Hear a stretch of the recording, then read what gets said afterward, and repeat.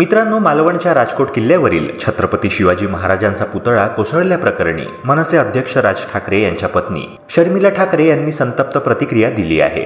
इतर सगळीकडे भ्रष्टाचार तर सुरूच आहे, निदान शिवरायांना तरी ह्यातून सोडा, असे शर्मिला ठाकरे म्हणाले आहेत। छत्रपती शिवाजी महाराजांच्या पुतळ्यासाठीही भ्रष्टाचार झाल्याने त्यांनी सरकार विरोधात आक्रोश व्यक्त केला आहे। शर्मिला ठाकरे म्हणाल्या की मला इतकं दुःख होतंय, ताशी 45 किलोमीटर वेगाने वारा आला म्हणून पुतळा पडला। त्याच किल्ल्याच्या समोर छत्रपती शिवाजी महाराजांनी बांधलेला सिंधुदुर्ग अजूनही उभा आहे।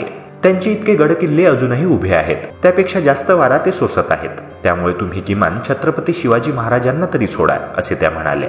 मुंबई नाशिक रस्त्यात भ्रष्टाचार झालाय, तिथे खड्डे आहेत। मुंबई गोवासाठी तर आम्ही आंदोलन करून थकलो। कोकणातील लोक कोणत्या रक्ताचे आहेत की ते अजूनही त्यांना मतदान करतात। जो पुतळा पडला तो अखंड पोकळ पुतळा होता। असा पोकळ पुतळा समुद्रकिनारी कोण उभा करतो, असा संतप्त सवालही त्यांनी उपस्थित केला।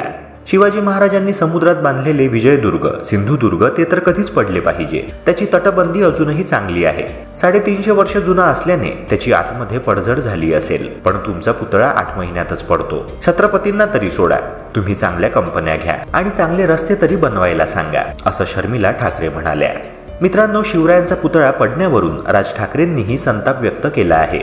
त्यांनी म्हटलं आहे की मालवण येथील राजकोट किल्ल्यावरचा छत्रपती शिवाजी महाराजांचा पूर्णाकृती पुतळा कोसळल्याची बातमी मनाला वेदना देणारी आहे। महाराष्ट्राच्या आराध्य दैवताचा पुतळा, तो देखील अवघ्या 8 महिन्यांपूर्वी उभारला गेलेला, असा कोसळतोच कसा? मुळात ज्या पुतळ्याचं अनावरण पंतप्रधानांच्या हस्ते होणार आहे त्याची तपासणी वगैरे काही केली होती की नव्हती, असा देखील सवाल राज ठाकरे यांनी उपस्थित केलाय। मित्रांनो, या घटनेवर उपमुख्यमंत्री देवेंद्र फडणवीस यांच्या पत्नी अमृता फडणवीस यांनी देखील प्रतिक्रिया दिली आहे।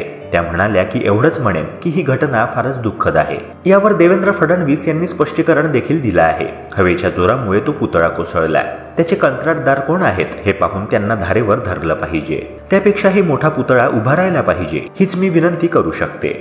संजय राऊत यांनी देखील पत्रकार परिषद घेऊन पंतप्रधान नरेंद्र मोदींवर तीव्र शब्दांत टीका केली आहे।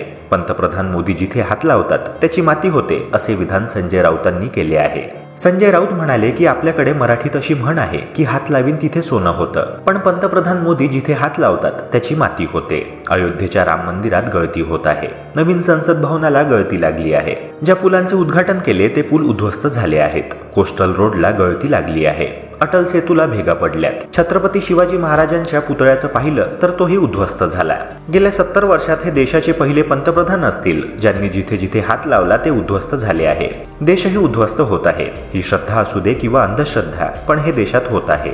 मित्रांनो, शिवरायांचा पुतळा पडण्यावरून निलेश राणे यांनी शिवसेना ठाकरे गटातील एका नेत्यावर मोठा आरोप केला आहे। ठाकरे गटाचा तोच नेता पुतळ्याजवळ 15 मिनिटात पोहोचलाच कसा, असा प्रश्न निलेश राणे यांनी उपस्थित केला आहे। निलेश राणे ट्विटमध्ये लिहितात की आताच मिळालेल्या माहितीनुसार ज्या दिवशी महाराजांचा पुतळा कोसळला तेव्हा उभाठा गटाचा आमदार वैभव नाईक हा 15व्या मिनिटात घटनास्थळी पोहोचला।